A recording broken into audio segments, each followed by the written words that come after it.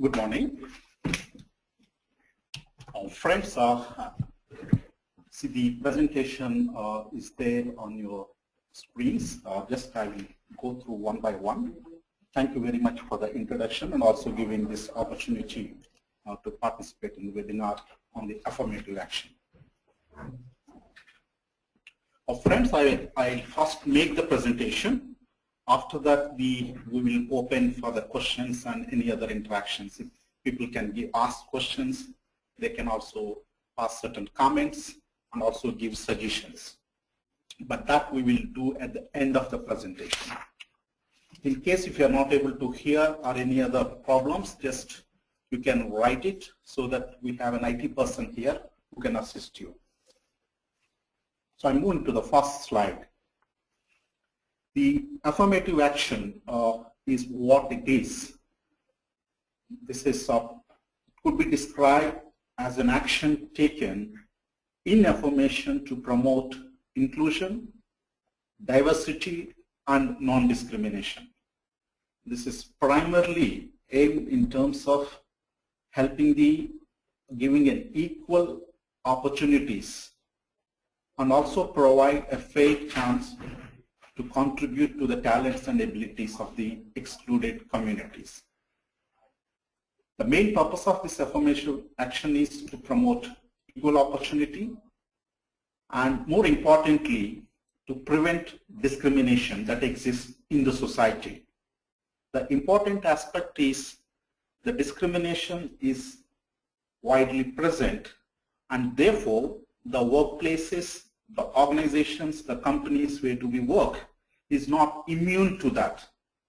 It is not necessarily that companies do discriminate, but by virtue of people coming from all sections of the society, there is a possibility of people do bring certain kind of notions that is likely to promote discrimination. Therefore, it is important that the affirmative action is aimed at not only just providing the equal opportunity, but also to prevent the discrimination. I move to the next slide. How it came into existence, the whole discourse on the affirmative action. Even though this issue of raising the issue of non-discrimination is there quite a long time, but the 2004 and 5 have seen a series of movements, and primarily some of the civil society organizations started off demanding for extension of reservations in the private sector. I think it's also need to recall as India entered into the open its doors for through the new economic policy in 1991. So therefore, the lot of opportunities started off emerging in the private sector. But in the government of India have an affirmative action, it's a mandatory affirmative action which is called the reservation system, which was there in the public domain, but that is not extended to the private sector. So as the opportunities in the public sector is getting lesser and lesser, and the opportunities in the private sector and the market is increasing day by day, so there was certainly an issue of where looking into the participation and opportunities in the private sector is growing, and there is also an evidence of the practices of discrimination started off coming in. So that has led to looking into the private sector as not only providing an opportunity, but it is also looking into promoting non-discrimination. Therefore, the whole demand for reservation came. But most importantly, the Prime Minister of India, Dr. Manmohan Singh, made a statement where he requested the Indian incorporation to take up address the issue of exclusion and discrimination that is widely present. In fact, he's referring to how the Indian incorporation could be inclusive and promote inclusion. In response to the Prime Minister's statement, the industry responded very, very positively. And they have not only welcomed the statement, they said they will certainly work on it. And as a result, the affirmative action and primarily the code of conduct that was evolved. And it is not that it is someone else has prescribed this, but this is primarily the Indian industries led by the Confederation of Indian Industries, and also the ASSOCHAM, FICCI, and other players have joined together and evolved the code of conduct. And this is primarily aimed at promoting both equal opportunity and non-discrimination. Before we move, I'm moving to the next slide. Before we move to the affirmative action, somewhere I think we also need to understand who are these people who are talking about it, because the CII Affirmative Action Code of Conduct is primarily talking about two communities who are historically marginalized and excluded, that are Scheduled Caste, who also called as the Dalits, and the Scheduled Tribes, who also called as Adivasis. These are two communities. With reference to these two communities, this code of conduct was evolved. So coming back to the group specific, who are those people and what are the certain, maybe let's try to understand what kind of discriminatory practices you do face. In terms of the Scheduled Caste, they face caste-based discrimination due to perceived notion of purity and pollution. Because caste is a very structured social stratification, a person born into a particular caste will continue to permanently remain there. None of us have an opportunity or a choice to born into which caste. Therefore, you can't do that. But what we can certainly do is avoid the practices of discrimination. And they are being historically kept outside the purview of knowledge, access to power, and also the education. So therefore, and it's not only, even though you see the present post the independence, the government of India has evolved a series of affirmative action programs for the excluded communities, but there is a history, the generational level, where people have been kept out, so therefore we need to recognize that. And because of this perceived notion of purity and pollution associated with the caste, they do face discrimination and stigma.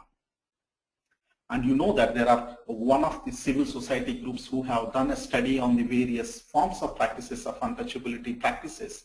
They found about 109 types of practices of untouchability still exist. It's in around 1995. So therefore, maybe the forms must have changed, but the reality is the discrimination exists, and the communities, especially the Scheduled Caste communities, do face extreme forms of discrimination, stigma associated with the caste. And interestingly, this community also constitute the bottom of the pyramid and one of the poor communities in India. I'll move on to the second group, that is the Scheduled Tribes, also called as Adivasis.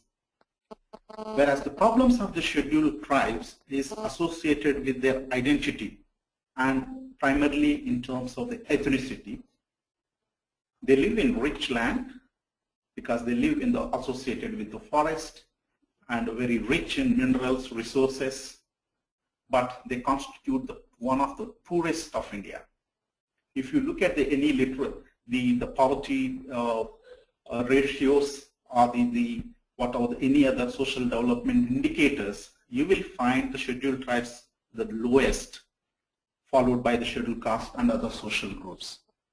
And so therefore, if you look at any development indicators, you will find how they are deprived of the development. And of course, they are quite high in poverty levels and also low in literacy.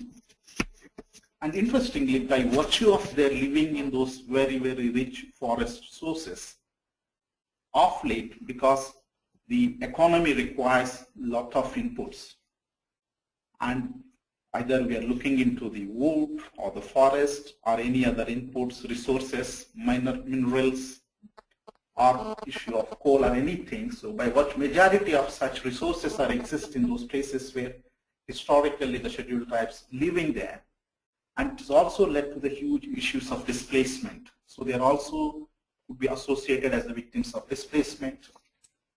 And certainly because of that, you also see some of those places where they live also associated with certain kind of a conflict. You will find often it's described as a sandwich between the state and non-state actors. So when we are talking about the affirmative action, we are primarily looking into these two social groups, scheduled caste and scheduled tribes. I'm moving to the next slide. This particular table will give us in terms of how the social gap that exists. This is the social gap being identified by the various economists to identify what are the groups specific. For example, if the poverty level, say for example about 29% in India, which is a national average, if it is universal, it should have been a similar level across all the social groups. But that is not the case. The moment you look into the poverty levels among the scheduled caste and scheduled tribes, which is above the 50%. So therefore, the poverty has a social phenomenon, which also indicate there are certain social groups are highly vulnerable because of the stigma or the discrimination associated with the caste and ethnicity. So this table gives the basic household amenities. This is the data taken during the census 2011. And therefore you see any basic, either having a concrete roof or pure drinking water, access to energy, or toilets, or the fuel, or linking with the banking and other infrastructure, you will find a huge disparities. It's talking about 2001, the status in 2011, and the variance of both the SCs and STs vis-a-vis with the national average. So that is where what it talks about this particular table. There is a gap that exists. Whenever we take any basic indicators. I'm moving to the next slide. This is table is referred to the Oxford developed the Poverty and Human Development Initiative. During that process, they have used the dimension called multi-poverty index, where they have taken about 9 major areas to measure the poverty. So there are different ways in which the poverty is measured, but particularly this particular aspect, MPI, which is now evolving as one of the areas in which one could look into the multi-dimensions of poverty, where you find the scheduled tribe, the multi-MPI is as high as 81%, is almost and followed by the scheduled caste and the OBCs. But when you compare that with the general all India average is about 33%. So therefore, this also one of the very scientifically developed analysis indicates how the social gap exists with us with the scheduled caste and scheduled tribes. I'll move to the next slide. So coming back to the discussion related to the affirmative action, why we need to do that? The Confederation of Indian Industry believes that the important aspect of is to being socially responsible. So to get back to the society in which our business thrives. So it is coming as more of a social responsibility, and also how do you build in terms of an inclusive society and the contribution which we all can make in terms of building that. And it's not only that, it will also help the companies to build a brand and also the reputation of the company. If some of you people must be traveling across abroad in different places, especially if you go to the Europe, you will find in a big multi shops, you will find they disclose at the entrance that how they are socially responsible, how they are environmentally sensitive, and how much the energy they are saving. I think in a country like India, where we are also confronting this issue of the social discrimination, so it is important that the companies do address, but also boldly talk about what we are doing it.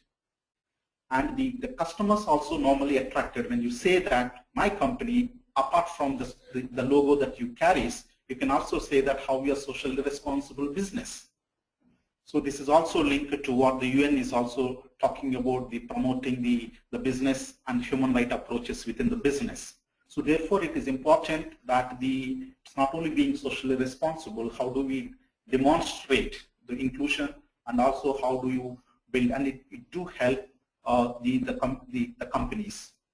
And also apart from that, it also helps you to attract and retain the people. And there are a lot of case studies that are coming in where it's heavy and it is adequately documented in some of the stories. Even if you visit the CIA website, that too particularly the Affirmative Action website, you will find a lot of stories coming from the different companies sharing their experiences, how it has helped the companies to build it. I'll move to the next slide. So just to reiterate the points that we made, both the Affirmative Action vis-a-vis this particular presentation referring to the Scheduled Caste and Scheduled Tribes, and they are not a very small meager population. They constitute about 22.5% of the population. And also there are, of course, the numbers could be always debated, but this is unofficial figures. And because of that, the CIA is committed to promote the affirmative action. And how we can do the affirmative action? Yes, the first thing is there is a code of conduct.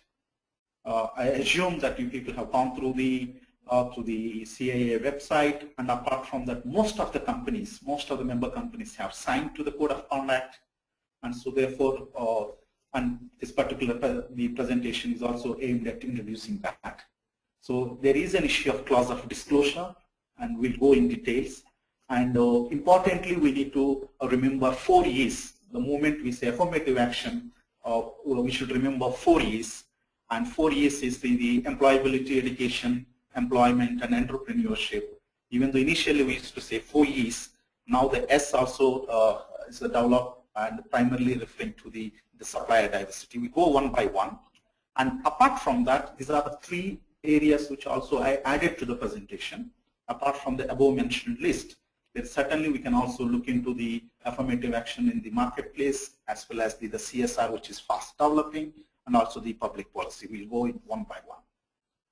So the code of conduct and the disclosure is primarily relates to the non-discrimination and providing assistance and transparency with respect to the employees, applicants, vendors from the Scheduled Caste and Scheduled Tribe communities. It has a 13-point list. I will also take you through that. And also in terms of the 4 E's that what I explained. And then the major information related to the disclosure is the CIA expects its members to share what are the affirmative action programs and policies that is evolved, and any such initiatives taken that to be shared with the CIA, and also to share widely to other member companies. So the most positive aspect is more than 800 signatory companies that are currently available, and the list is also available on the CIA website. And I request you, maybe at the end of the session, you can go through the whether your company is there or not, and see whether it is signed or not signed. And if it is signed, you also share whether the story of the affirmative action, whatever the company has taken, whether it stays there or not.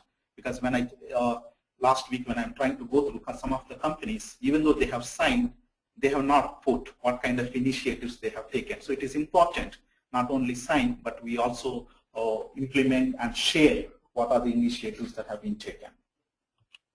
I'm moving to the first part out of the 4 E's. The first one is the employability.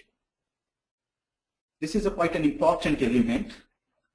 And the why the employability is important is it has a huge dividend in terms of the helping the communities, not only to just unlike the employment, whereas employability has a potential where the individual can get their employable skills and able to find his or her own way of finding their work.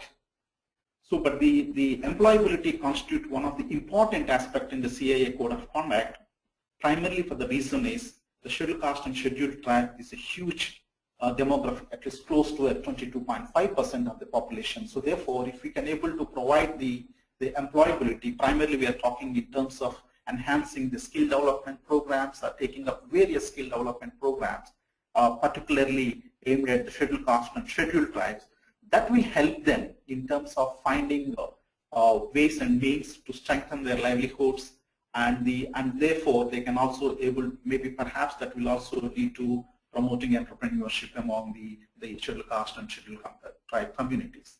And CIA has initiated a series of skill development programs, and the details are available on the website. And it is important that the employability constitute one of the most important aspects of the affirmative action. And we also need to say it's not just for the sake of doing the employability you do that. I think it is important that the employability, the skill development when we do, which is also linked to the demands of the market. And also in a way we should also need to track how much it is there. Sometimes there is a possibility of people doing skill development, but if it is not helping them to properly find ways of means of supporting their own livelihood, it will not be useful. So therefore it is important that we have the skill development program which is closely linked to the demands of the market, demands of the industry, and therefore after one complete the skill development program, they are able to find their own means of the work or the employment. I'll move to the next one. The second one constitutes the education. And the education is one of the important aspects of any empowerment of any communities around the globe. And the scheduled caste and scheduled tribes, if you look at the literacy levels, which you see as high as when you compare with the national average, but if you also see the dropout rates, it's quite alarming. You will find the dropout rates among the scheduled tribe children is as high as 80% at the middle school level. The more you move up to the later, and you will find that it's almost touching to the 92 to 95%. So the lack of access to proper education is a is a major concern. So therefore, I think as the responsible companies, if we can able to provide or link up with the educational institutions who are providing a quality education, so you can take part of that, or if you can afford, you can also provide access to the quality education. And this is quite an important, and sometimes you can by offering the providing infrastructure, helping the books, and sometimes some companies do provide the scholarships. And I think it's also important we do some of the times. I think what we do is we always provide the scholarship to the most meritorious, which is important because we need to encourage the people who are performing well. But at the same time, we also need to people who are not performing. So how do we help them in terms of providing an extra tuitions and providing an extra support? So therefore, the providing a quality education is an important area. And you are all aware that Government of India has enacted the Right to Education Act. But in terms of the infrastructure that is available, the investment that is required to meet the goal of the education to all, it requires a huge investment. So therefore, it is important that all the sections in the society, especially the private sector, do play its role in terms of promoting education, so that at a later stage we do get a very quality people when we look for an employment at a later stage. So access to quality education is an important, and therefore the CII is committed to providing that. And those information, whenever your company is involving in promoting education or providing access to quality education, or linking or partnering with educational institutions to provide a quality education to the scheduled caste and scheduled tribes, that would be shared through the disclosure form. The third element is related to the employment. It's quite an important, where you can make a huge difference, because we do provide each companies have a huge opportunities of employment. So therefore, the employment is primarily providing a non-discriminatory access in terms of equal opportunity and preventing the discrimination. And therefore, the employment, when we talked about the excluded community who have been prevented from access to knowledge and the power and the education. So therefore, when you're providing that, it is also important that we also give the employment opportunities. The beauty is how it's like the colors, like rainbow has all colors. If the world is only with one color, it will not be beautiful. So bringing the diversity, inclusion is one of the important aspects in our workforce. So CII is committed towards promoting inclusion in the employment, and therefore it is important that we need to give. It is one of the case that I would like to refer is I heard Dr. Irani Saab, and later I think the statement made by the Tatas, where they said if they have two equal members who are qualified, and if one happens to be coming from the scheduled caste and scheduled tribe, or by virtue of the affirmative action, they said they opt it. So therefore, it's not only the Tatas, but there are several companies who have been doing very important initiatives in promoting the diversity and inclusion in the employment.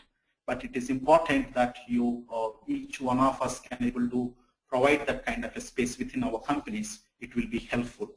And it is also not that there is a study done by one of the civil society group in around 2005. What the finding of the study talks about the active presence of discrimination.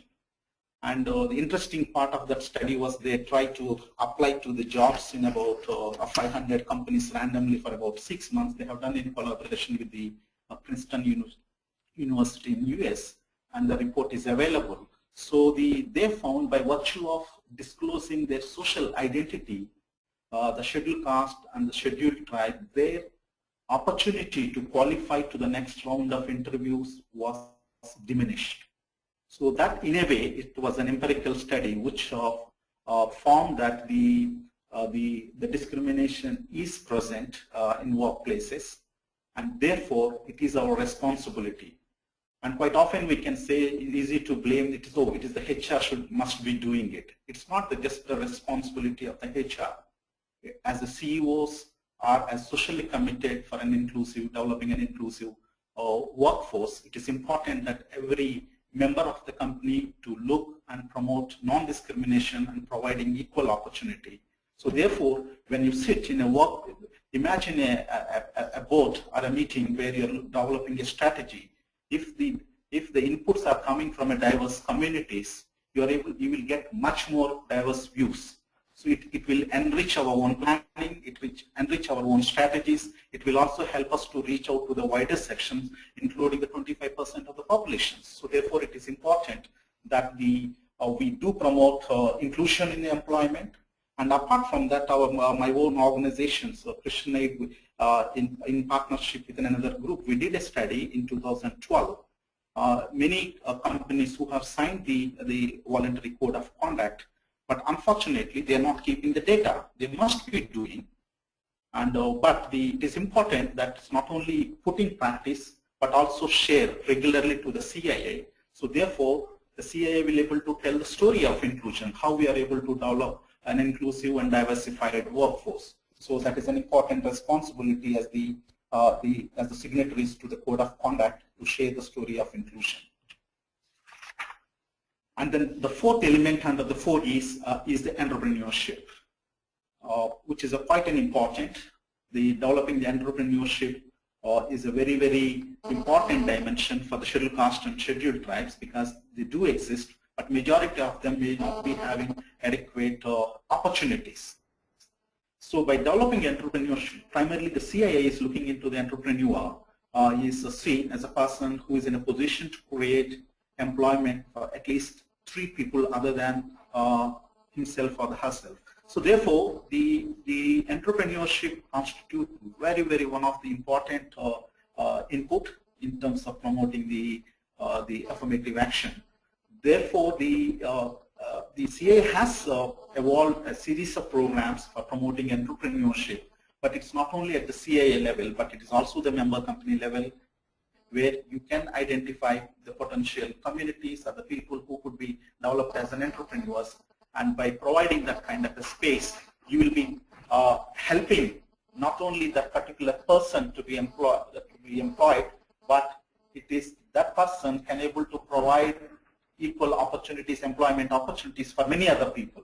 So therefore, the entrepreneurship will help, and in a way, it will enrich the whole aspect of the affirmative action. So therefore, it is important we do, or not only taking up the entrepreneurship programs, but we are able to share that information with the CII. And apart from that, the fourth element, apart from 4 E's, the fifth one the CII has added into the list is the supply diversity. By virtue of, we do procure lot of materials. either it is for the inputs for our products, the raw materials, the services. We do procure a lot of services. So it will be good if we can also bring the element, look into the issue of inclusion, how we can diversify the suppliers. And it is important that the supply diversity will give you in terms of helping the suppliers and facilitate the inclusion. And it is also help you in terms of the competitive advantage, where you are able to have the diversified supply chain, which will also reduce your dependence on one single supplier, but it will, apart from promoting the diversity, it will also give you the flexibility and competitive advantage. And one important aspect we would like to share with you is the CII is working with the DICI, which is also a platform of the Scheduled Caste and Scheduled Tribes, the industrial network, which is primarily having a wide network, which is working very closely in linking up with the suppliers from the SCs and Scheduled Tribe background. And the CII also has able to provide link with the DICI and any other associations in terms of the providing vendor, the list of the communities who could be act as a potential suppliers. And apart from that, if you have your the good supplier, if you are able to find your experiences are good, you can also share it with CII, which can share it with the other members of the company. And what is it is, and I think this is the primarily, these are the areas in which the 4 E's. But apart from that, there are 3 areas which I will also would like to mention. One is about the marketplace initiative. One is you are looking at the supplier level. But even when you are planning to give a franchise, because we do when we are selling the goods and services, we do franchise to the many people. So therefore, even when you are providing the marketplace, you can look into the issues of diversity. I do remember last time when I'm making a presentation here, the Maruti company, they did share about their marketplace initiative. While they're giving the franchise, they're actively looking at the people from the SC and ST background, encouraging them to link up with the banks, and so therefore they can also own a shop and able to one of the potential marketplace initiate under the marketplace initiative.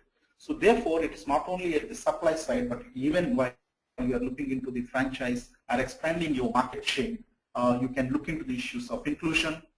And another aspect is the CSR is fast emerging, and I think let us not think that CSR and affirmative action are the same, but CSR can also provide an opportunity in terms of promoting the affirmative action. But affirmative action is much larger than, and it's primarily a commitment by the companies to be inclusive and diversified. The third, the last area is also in another area which we can promote is through the public policy.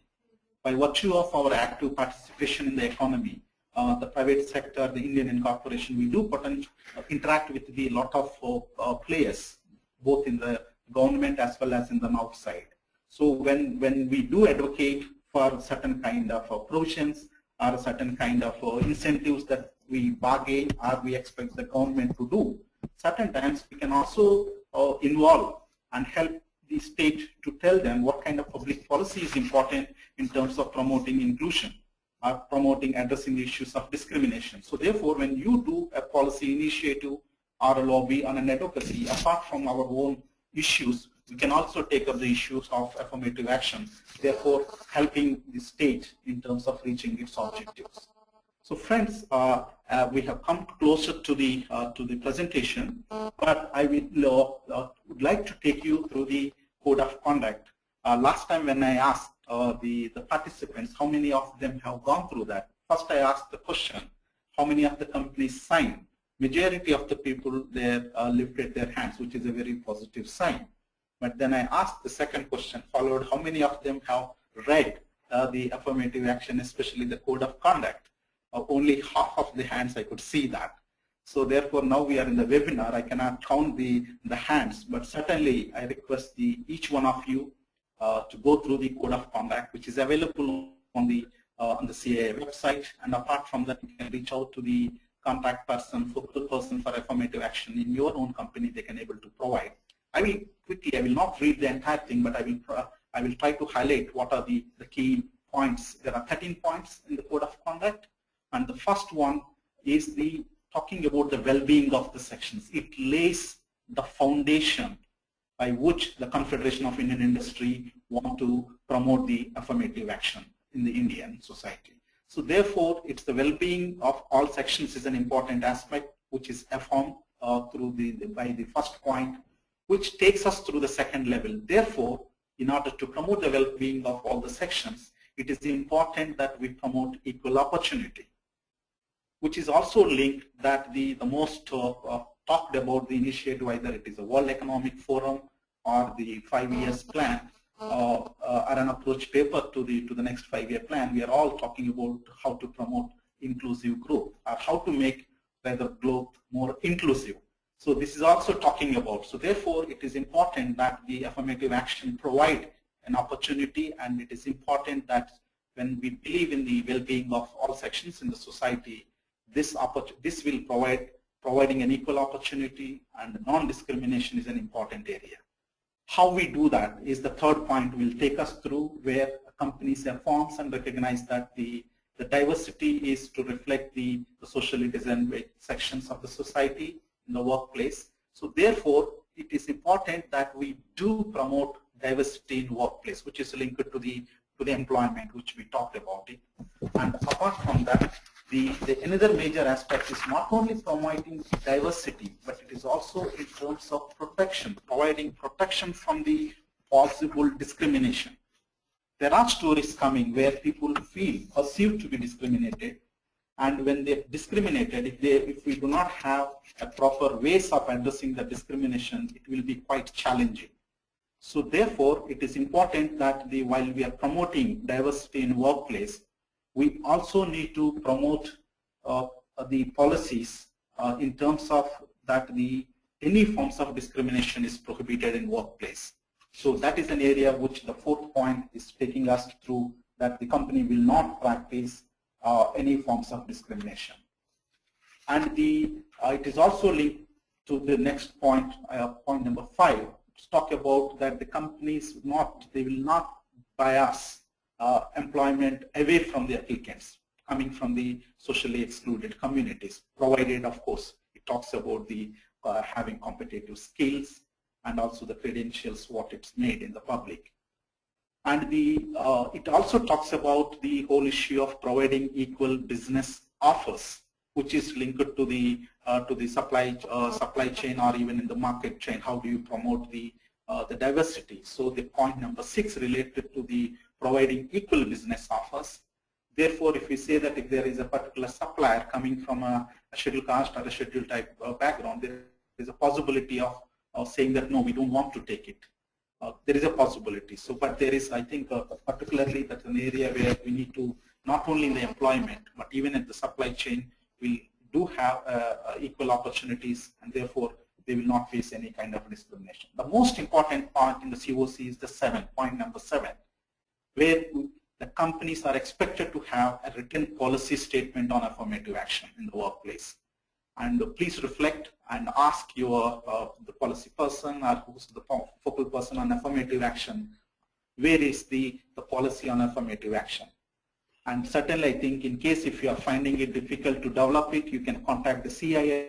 CII can provide you an opportunity, help with the proper people who can help you in terms of developing the affirmative action. But do not believe in just outsourcing this, because it's important. Maybe all of you can sit across the table and if you can able to put how you can promote affirmative action in your own company, that's what makes a policy, a short statement about outrightly saying to not only to the employees, but also to the outside the world that the company believes in affirmation and that they promote the affirmative action in different places. The next point is talking about the employment policy. I think we need to look at some of our HR policies. I remember there are certain companies do say that we are the caste blind, or the ethnicity blind, or we can say gender blind. That is not going to happen. When we promote the diversity or inclusion, it is important that our employment policies do recognize the statement of affirmative action. So therefore, it is like simple. In your advertisement, you say, my company, X company, believes in the affirmative action. Therefore, we would like to provide equal opportunities to the people from the socially excluded community. If that statement, if you can make it in your advertisements when you post for the job advert, that will give you a tremendous response. And not necessarily that everybody need to disclose and everything. You can have, at least in our company, we do have a form which is which can be given as an attachment, which is accessible only to the HR at a very few people, which can able to give them that kind of a social diversity. So it is important that we do have, apart from the policy initiative on the affirmative action, we can also have our employment policies, and therefore this also comes with, whenever we do recruitment, we send that kind of a message quite loud and clear. And my own experience of while recruiting many people in my own sector, and I also sit across different interview boards, whenever there is that kind of an affirmative action has gone, we have seen people clearly sharing that affirmative, saying that, sir, I do come from particular X and Y background, but that is not the only one that qualified. Of course, there are other parameters the candidate need to meet, but when they meet, like rightly pointed out in the Tata's affirmative action policies, where that opportunity comes. But in terms of promoting our own affirmative action, we do opt people from the excluded community. I will take you to the next point number 9, relating to the providing continual training for employees. It is which we do regularly, but in case when you are recruiting the people from the scheduled caste and scheduled tribe background, if the candidates require an additional support, I think it is important for the responsibility of the company to provide that kind of a training opportunities. So therefore, they are able to enhance their skills and capacities, and therefore they will be able to perform to the best of their ability. So, and it is like a continual training, but not necessarily that you will list out, okay, oh, this person, that person requires lack of skill, therefore we do. It's not like that. I think you can identify through your performance reviews and then provide them an opportunity. And apart from that, sometimes companies ask, okay, I don't have much of employment opportunities, but how can I do that? There are certain cases which, including some of the leading IT companies have adopted, where they have identified the people from the SC/ST's background, and then they have provided the on-the-job training. And those who have met their criteria parameters, some of them were taken on board, and some of them are given the certificate of excellence, a certificate of the performance that they worked with us for so many months, and they have excelled in their following areas. That certificate provide them, this candidate, apart from their own educational qualification, their ability for a potential employment has increased. So therefore, it is not only for the people whom we have taken, but there is also potential way we can help in the training process. And also in terms of promoting education being one of the key area, you can say that, okay, this is my business is on a particular area of the manufacturing. You may not have any educational institutions. That's not the problem. But if you don't have that, but you can partner with the educational institutions or the organizations or the companies who are providing education, quality education, you can partner with them, you can sponsor, so that will also help in terms of promoting education among the SC/ST background. And apart from that, the key important, apart from developing the policies of affirmative action, I think one important element, the point number 11, talks about to have a designated senior executive who is accountable to the CEO to oversee and promote the affirmative action. Or else sometimes we do that, okay, because we have signed the contract, let us identify maybe someone is not doing well, or somebody we want to put at the lowest level and ask them, okay, you be the point person. It is not that. The CII is prescribing that you need to have a senior executive who can do that. And apart from that, they also, he or she will also present a biennial report to the board on the policies as well as the programs. And I think we need to ask, maybe you can go back and ask your HR about the biannual reports on the affirmative action. Certainly we will say, in case if it is not there, you identify, and it is important that to know who is the person who is designated who will be assisting reporting directly to the CEO in terms of overseeing the affirmative action. That is an important commitment the CII is prescribed under the point number 11, and we need to check whether that system exists in our company. If it is not there, kindly ask them to put in. And the point number 12 is the very important aspect of how do we maintain the records.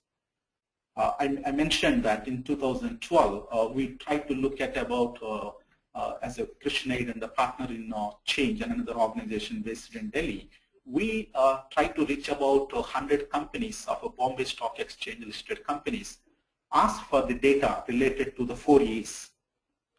And unfortunately, the majority of the companies, they said, sir, we don't have records. And importantly, 50% of them have signed for the affirmative code of conduct. So you have signed the code of conduct and you have prescribed, you said you will do the affirmative action, you have a policy, but maybe you are also doing in the practice, but if you don't keep the records, it's very difficult. So therefore, it is important that we do keep the records, maintain the records, and not only about in terms of the 4 E's and also the other areas, what are the new initiatives that are taken. These are all only a minimum prescription. Maybe those are other areas in which your company will find ways of promoting affirmative action. Please do maintain a record. And finally, not only just maintain a record, as a part of the disclosure, you are expected or you are requested to share this information with the CII.